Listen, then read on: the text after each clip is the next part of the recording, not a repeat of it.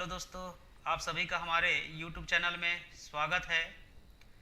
आज हमारा टॉपिक है वृत्त एवं स्पर्श रेखाएं, सर्कल एंड टेंजेंट्स। तो चलिए प्रारंभ करते हैं आज का हमारा टॉपिक। सबसे पहले आज हमारा प्रश्न है, सिद्ध कीजिए वृत्त के केंद्र से जीवा पर डाला गया लंब जीवा को समद्विभाजित करता है। तो चलिए प्रारंभ करते हैं। एक वृत्त है, वृत्त के केंद्र यहाँ पर O मानते हैं और जीवा लेते हैं। जीवा की लंबाई क्या लेते हैं, A और B।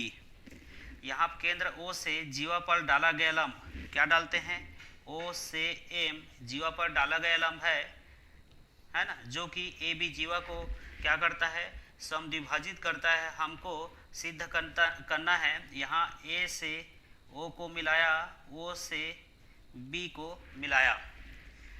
तो चलिए जो जो दिया लिख देते हैं। हल दिया है, इसमें क्या है, वृत्त का केंद्र O जीवा AB और OM क्या है, केंद्र से जीवा पर डाला गया लंब, केंद्र से जीवा पर डाला गया लंब। सिद्ध क्या करना है, हमको सिद्ध करना है। यहाँ पर A से M और M से B दोनों की लंबाई क्या है, बराबर है। AM बराबर MB, दोनों की लंबाई आपस में क्या है, बराबर है। ये हमें सिद्ध करना है। यहाँ पर एक रचना किए हैं। रचना क्या किए, केंद्र O से A को मिलाया, O से B को मिलाया। केंद्र O से A तथा B को मिलाया। यहाँ केंद्र O से A और B को मिलाया। अब क्या करेंगे, उत्पत्ति। चलो क्या क्या दिया है सबसे पहले लिख देते हैं। यहाँ पर त्रिभुज दो बना है, OMA और OMB, दो त्रिभुज बना है। दो त्रिभुज में यहाँ पर OA और OB क्या है, वृत्त की त्रिज्या है। और एक ही वृत्त की समस्त त्रिज्या आपस में क्या होती है, बराबर होती है। तो लिखते हैं त्रिभुज OMA तथा त्रिभुज OMB में क्या है, OA बराबर OB, O से A O से B दोनों बराबर होगा। क्यों बराबर होगा, ये वृत्त की त्रिज्या है और हम जानते हैं एक ही वृत्त की त्रिज्या बराबर होती है। एक ही वृत्त की त्रिज्या बराबर होती है ना। एक ही वृत्त की त्रिज्या आपस में क्या होती है, बराबर होती है।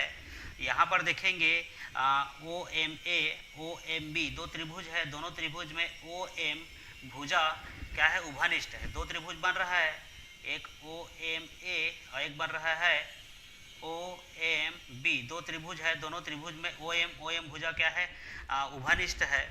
तो यहाँ पर लिख सकते हैं OM बराबर OM एक क्या है, उभयनिष्ठ भुजा। OM बराबर OM एक उभयनिष्ठ भुजा है। यहाँ पर OMA यहाँ पर बना कोण क्या होगा, परपेंडिकुलर है तो 90 डिग्री आएगा। OMB यहाँ पर भी बना कोण क्या होगा, 90 डिग्री आएगा। प्रत्येक कोण क्या है, समकोण है। तो कोण OMA बराबर कोण OMB दोनों आपस क्या होगा, 90 डिग्री, अर्थात क्या है, समकोण है। समकोण क्यों होगा, क्योंकि प्रश्न में बोल दिया है OM जो है AB पर क्या है, लंब है। तो यहाँ पर ये क्या होगा, समकोण होगा। तो यहाँ पर जब ये भुजा बराबर है, ये भुजा उभयनिष्ठ है, यहाँ पर कोण क्या है, बराबर है। तो हम कह सकते हैं AM भुजा बराबर क्या होगा, M से B है ना। समकोण कर्ण भुजा सर्वांशता के नियम से हम यहाँ पर क्या कर सकते हैं, ये कोण ये कोण बराबर है, ये भुजा बराबर है, ये भुजा दोनों में क्या है, उभयनिष्ठ है। तो हम कह सकते हैं ए से एम से बी आपस में क्या होगा, बराबर होगा। हमको यही क्या करना था, सिद्ध करना था, है ना। सिद्ध हुआ। चलिए अब दूसरा प्रश्न की ओर चलते हैं। सिद्ध कीजिए कि वृत्त की परिधि के किसी बिंदु पर व्यास द्वारा अंतरित कोण समकोण होता है।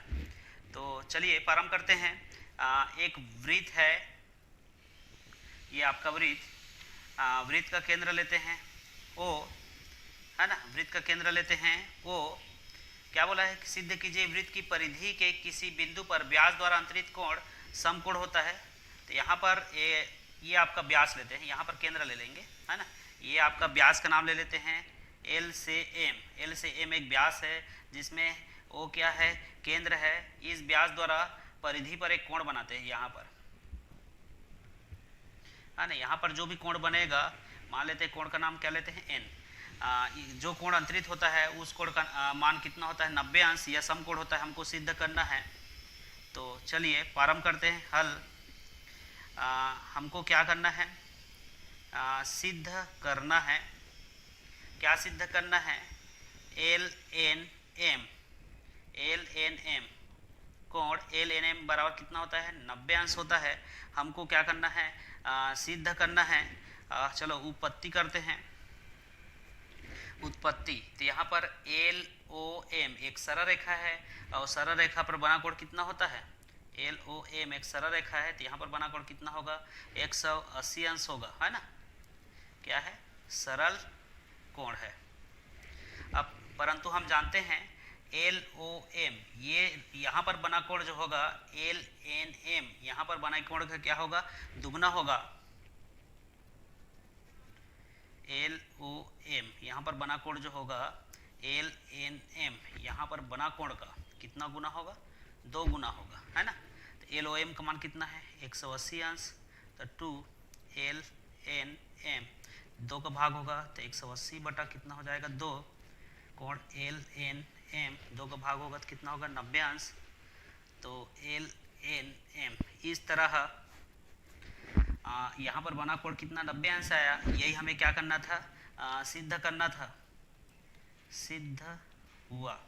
क्या किए हैं, यहाँ पर एक वृत्त है, वृत्त का केंद्र क्या लेते हैं, ओ। एल एम क्या है, परिधि। इस परिधि द्वारा यहाँ पर बना कोण कितना होता है, 90 अंश। हमको क्या करना है, सिद्ध करना है। तो सबसे पहले हम जानते हैं एल ओ एम एक सरल रेखा है, तो यहाँ पर बना कोण कितना होगा, 180 अंश होगा। और यहाँ ये कोण जो होगा इस पर बना कोण का क्या होगा, दुगना होगा। परिधि द्वारा यहाँ ये आपका व्यास द्वारा इस परिधि पर बना कोण क्या होगा, दुगना होता है। तो एल ओ एम बराबर है 2 एल एन, दुगना है तो 2 को गुणा करेंगे तो इसका मान 180 दिया है और 2 का भाग देंगे तो कितना होगा, 90। तो इस तरह एल एन एम का मान कितना आया, 90 अंश आया। यही हमें क्या करना था, सिद्ध करना था। चलिए तीसरा प्रश्न की ओर चलते हैं। सिद्ध कीजिए कि चक्री चतुर्भुज के सम्मुख कोणों का योगफल 180 अंश होता है। चलिए ये आपका वृत्त है, इसमें एक चक्री चतुर्भुज, ये आपका केंद्र लेते हैं। इसमें एक चक्री चतुर्भुज बनाते हैं, ए से बी, बी से क्या लेते हैं इसको, सी। यहाँ पर परिधि पर कोई बिंदु लेते हैं और सी को मिलाते हैं। सी से डी हो गया और डी से ए। तो चक्री चतुर्भुज बन गया, 1 भुजा 2 भुजा 3 भुजा, ये कितना, 4, एक चक्री चतुर्भुज हुआ। और ये उसका क्या है, वृत्त का केंद्र है। तो ए केंद्र को ओ लेते हैं, ओ से ए को मिलाया, ओ से क्या, सी को मिलाया। तो ये ए से सी, ए से ओ से सी, ये क्या होगा, वृत्त की त्रिज्या होगा। चलिए प्रारंभ करते हैं। यहाँ पर हल दिया है, क्या दिया है, ए बी सी डी एक चक्रीय चतुर्भुज है। ए बी सी डी एक चक्रीय चतुर्भुज है जिसमें ओ वृत्त का केंद्र है। ओ वृत्त का क्या है, केंद्र है। और ओ से ए, ओ से सी, ये क्या है, उसकी त्रिज्या है।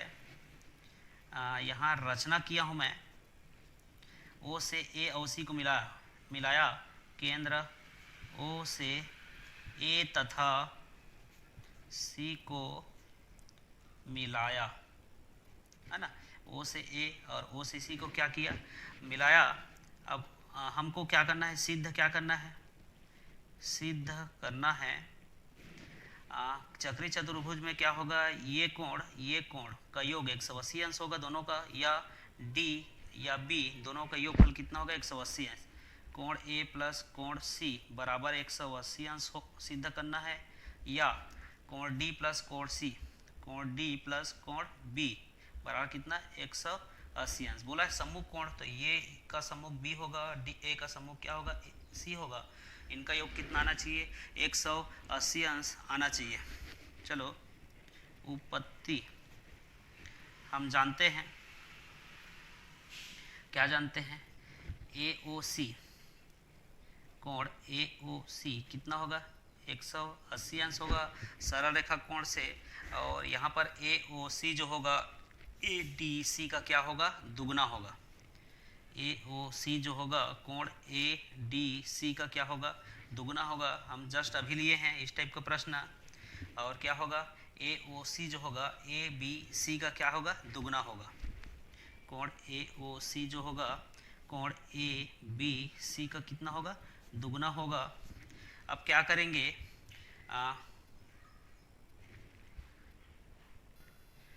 दोनों समीकरण को जोड़ने पर, समीकरण 1 समीकरण 2 को जोड़ने पर, दोनों को जोड़ेंगे तो ए ओ सी प्लस ए ओ सी इधर को जोड़ेंगे बराबर, इधर क्या है 2 ए डी सी प्लस क्या होगा 2 ए बी सी। तो ये आपका 2 बार है, तो 2 ए ओ सी बराबर क्या होगा, 2 कॉमन आएगा, ए डी सी प्लस क्या होगा, ए बी सी। इसमें 2 कॉमन निकल गया, 2 2 कट जाएगा, तो ए ओ सी बराबर क्या होगा, angle A D C plus angle A B C.